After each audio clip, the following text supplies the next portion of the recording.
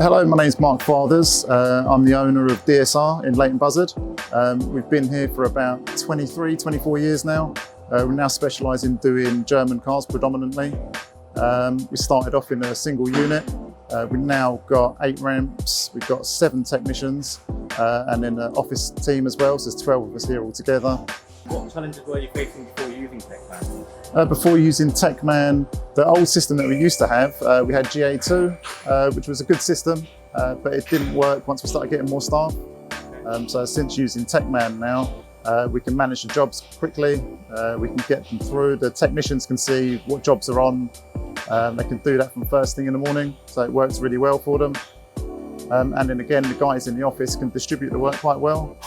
So yeah, it's been working really well for us. With a bigger team, it's essential really. What made you choose TechMan over other GMSs? We just heard about it. We went down to, you guys are in Northampton, I believe. We went up there, myself and Rob in the office, liked what we saw, liked the team that were delivering it as well.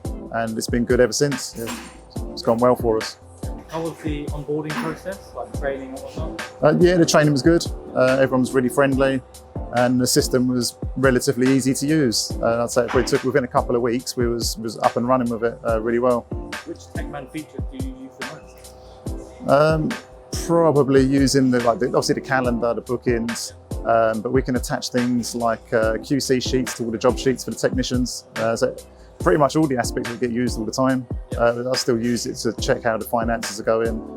Everything just goes straight to Sage sort of seamlessly. So we use the package quite well.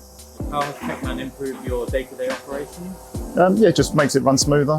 Yeah. Do you think there's been an increase in productivity or profitability at all? Yes, yeah. I mean, obviously we've just got more people now as well, but without TechMan it'd be hard to manage the extra staff that we've got. So yeah, everything's just gone hand in hand and made the business what it is now today.